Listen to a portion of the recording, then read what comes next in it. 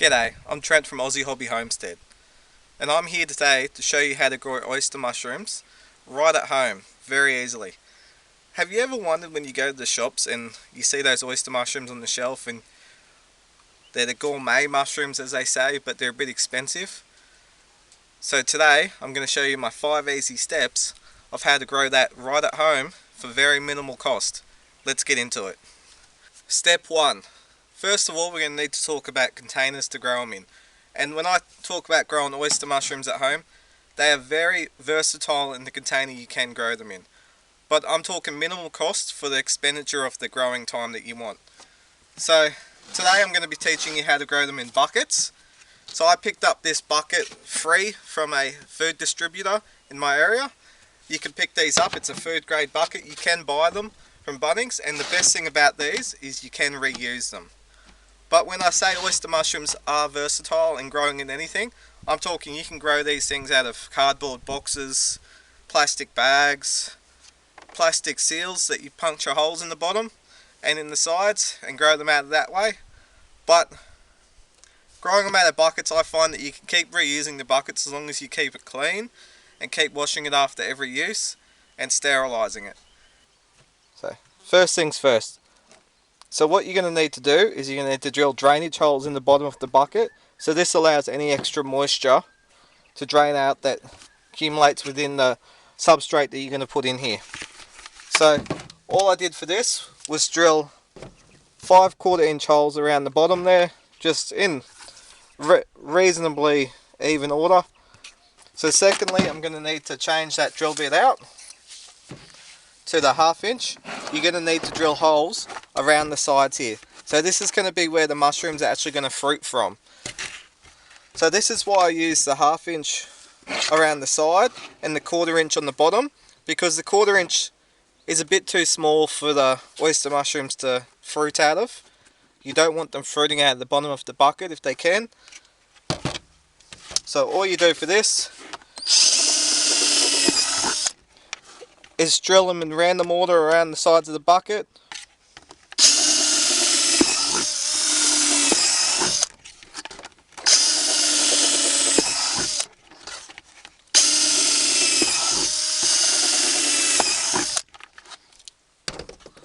So I've drilled 1, 2, 3, 4, 5, 6 holes around the side of this bucket. This is a 10 kilo bucket. So that would be definitely enough for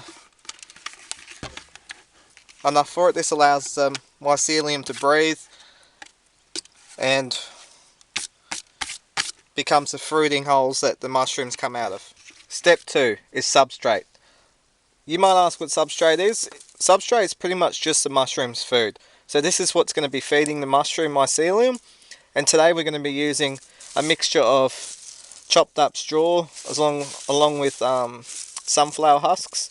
And as you can see, I've chopped this up quite finely compared to what it comes as, because it allows the mycelium to spread throughout it quite fast and digest all of it before it fruits, which allows a better yield. So I found chopping it up like this actually increases the yield compared to chucking the straw in the bucket just itself. If you don't have sunflower husk, that's fine, you can just use straw, or you can sort of use any agricultural byproduct such as your grasses and your corn husks and that sort of stuff. I've even used pumpkin vines before and that still works. So once you've got this ready, chop it up fine, and then you'd be ready for step 3. Step 3 is preparing your substrate. So what you have to do to prepare your substrate for inoculation is pasteurize it. And in this instance we're using chemical pasteurization, which is using 2 cups of hydrated lime to about 60 septic litres of whatever substrate is in here. So I find this works the best because all I have to do is fill this up with hot water, fill it up in there until I can submerge that, and then I leave it for about 12 to 24 hours. So pretty much if you just do it in the afternoon, leave it overnight, you can inoculate your substrate in the morning. But if you don't have hydrated lime in your shed or anything like that, there are other ways to pasteurize it. You can submerge this in boiling hot water. So I'm talking about 150 Fahrenheit to about 121 degrees Celsius at least for 2 hours. Or you can steam sterilize it, which means putting that into a big drum, steaming it for about 2 hours, or in smaller containers and pressure cooking it. But that kills any sort of bacteria in there, and it requires a lot more effort. So we're all about the easy effort here. So what I'll do is I'll get to filling that up. So after you've filled up with water, what you're going to need to do is put a weight on top of that and submerge the substrate underneath. So that needs to be submerged for that 12 to 24 hour period, which pretty much kills all that bad bacteria in there. So we'll get on to step 4 in about 12 to 24 hours.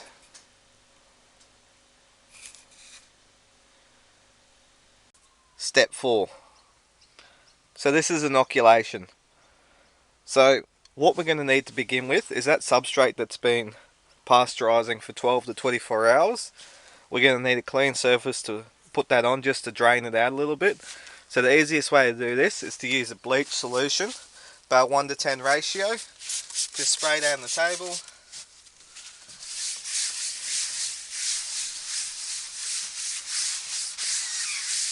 Give it a good wipe. This is just to stop any bacteria or anything on that table infecting that substrate before we actually inoculate it with the mycelium. This is to give the mycelium the best chance possible to take over that fruiting container. So after you've wiped that down, let it dry for a little bit, and then you can put the substrate on it. So we put the substrate on the table. While we're waiting for that to strain off, what we're going to do is grab our bucket and some isocol alcohol like antiseptic wipe. Spray a little bit of that in there.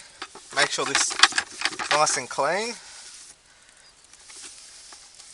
So it's just to clean any sort of bacteria. This has already been rinsed and scrubbed in hot water already and dried overnight. So this is just to make sure, minimize that chance of any sort of bad bacteria getting into there. Same as with the lid, make sure you wipe that down. Once that's done, let it dry for about a minute or two, and then we can start filling it up. Like I said at the start of step 4, this is about inoculation. So what you're going to need is something to inoculate the substrate with. So this is white oyster mushroom block. It's something I've made myself out of paper pellets and white oyster mushroom spawn. So if you don't have this on hand, the best way to do this is to buy your spawn online from a dedicated provider. Make sure it's good quality. You can either buy grain or wheat spawn. You can buy inoculated substrate already, or you can buy a mushroom kit that's already made and it's just ready to be used. So after it's used, you can use that spent mycelium, which will end up being a block like this. So I had oyster mushrooms actually grow out of this block itself. It's not going to do any more growth. I think I got 3-4 fruiting out of it. So I'm going to be using this today to inoculate this substrate. But you can buy your own kits yourself, and that's how you can start this whole process just from the beginning. After you've brought that kit, you don't actually need to buy any more kits unless you want to grow different sorts of mushrooms. So all we're going to do for this is we're going to get our substrate. I've obviously got 2 buckets here because I've got a lot more substrate than I did for buckets, so I'm going to inoculate the buckets with the amount of substrate I have. So these are 2 11 litre pail buckets, same sort of thing I showed you in step 1. So all we're going to do, create 1 layer in each bucket.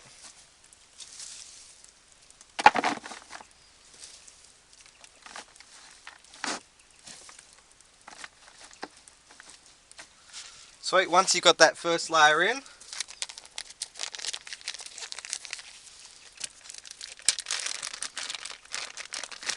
open up your block, break this up, spread it over.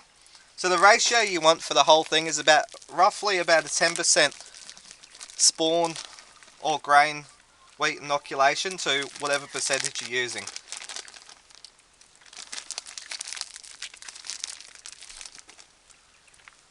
So just break that up. Same.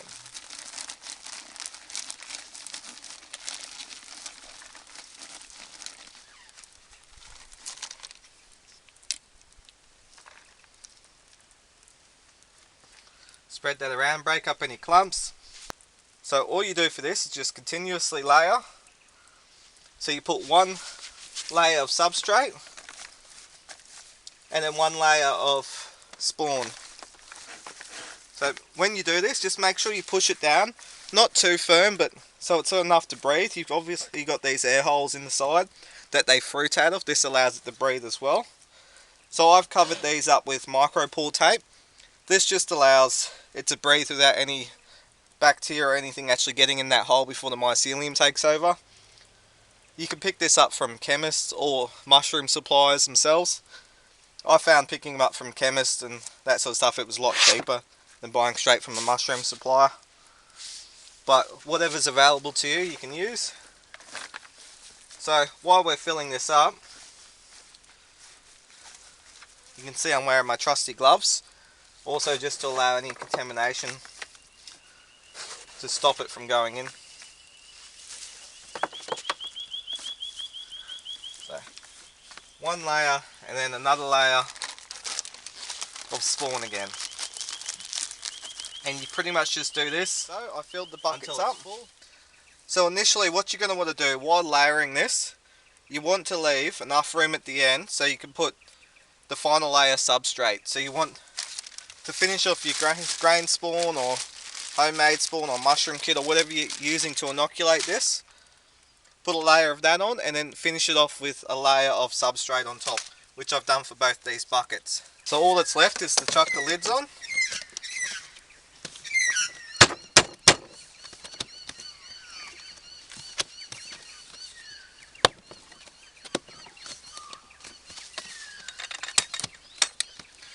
And just wipe down the outside of it.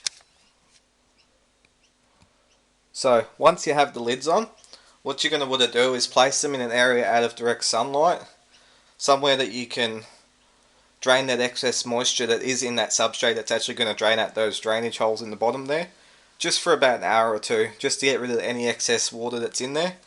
And while we're doing this, what you're going to want to do is label the mushrooms that you have in here. So the best thing to do is chuck the date on, which is the 27th of the 5th today, and what type of mushroom it is. So it's a white oyster. So because I only grow oyster mushrooms, I only need to put white on there. I don't know what that means. But you can put whatever you want on there. But easy label system. That way you know about roughly 3 to 4 weeks time you're going to have mushrooms fruiting out of these holes. And then we'll get on that in step 5. So this is part of step 4. What you're going to want to do here while waiting it to fruit. See, I've got mine in a greenhouse like this. So that allows that humidity and enough airflow. Mind you, this greenhouse is in a shed. So if you don't have the luxury of having a greenhouse or anything inside, you can make do and get that humidity in there. So mushrooms like to be in a certain amount of humidity. The easiest way to simulate this is placing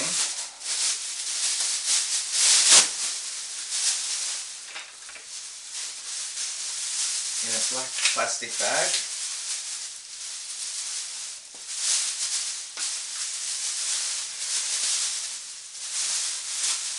If it wants to get in here. There we go. So you can do this anywhere. What you're going to want to do is place something on top that allows it to have that airflow but still be closed.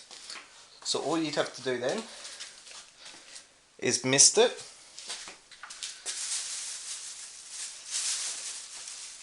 Like so. Just once a week or so, just check the moisture level in there. And in about 3 to 4 weeks, you'll have mushrooms pinning out of those fruiting holes. So that's just an alternative that you can use while waiting for them to fruit. Step 5 is your fruiting. So once you've followed steps 1 to 4, you're going to come across the fruiting stage. So in about 3 to 4 weeks time, depending on your area and depending the climate, the temperature, lots of variables in it, you're going to have little pinheads show up out of those little holes that you drilled in the side. So once that happens, you need to move the bucket into a fruiting area. So a fruiting area is a dark, humid area that pretty much has enough direct sunlight that you could describe to read a book or see a book in front of you, but also enough airflow so the carbon dioxide levels don't build up. Because if you get the carbon dioxide levels building up in that fruiting area, you get extra long stems on those mushrooms, and you don't want that, because the mushroom, for the oyster mushroom itself, is the actual body that's what we want and not the stems. So the best way to describe it is I use my fruiting room as the front room of my house. It's a spare room, and I pretty much just put them in there when they're ready to fruit. I mist them about 3 to 4 times a day, depending on the temperature. If it's in winter, I only mist them about twice a day. In summer, I mist them about 4 times a day. So that's just to keep those mushrooms moist, but not. Make sure you don't mist them too much, because you can drown the mycelium and they won't progress anymore. So once you've fruited enough, they'll come up to a perfect sort of size that you want. The best time to harvest is before they go to their spore. So this is when they're most tender and delicious, and this is where you want to really get them, so they're not as woody, as they put it. So once you've done that, you can harvest the mushrooms, place them back into that area, give them a rest, and in a couple more weeks you'll get another flush. So that flush isn't going to be as good as your first flush, but you could get multiple flushes out of that one bucket before it becomes spent. So once that bucket is spent, what you can do is start that process all over again during the inoculation period. So what you have to do is follow all those steps again, and on step 4, instead of using that mushroom kit or the spawn or anything that you've brought, you can actually use that spent mycelium to inoculate a new lot of substrate and continue on the process. When I first started this process, all I started with was one mushroom kit, and I've continued that onto multiple buckets. So you can do that too at home. If you do, please let us know and leave it in the comments down below. So if you have learnt anything from this video, please subscribe and like. And if you've done this experiment at home yourself, please feel free to leave the comments down the bottom and explain what you've done, and I'll be more than happy to learn from that. Please, thanks for watching Aussie Hobby Homestead.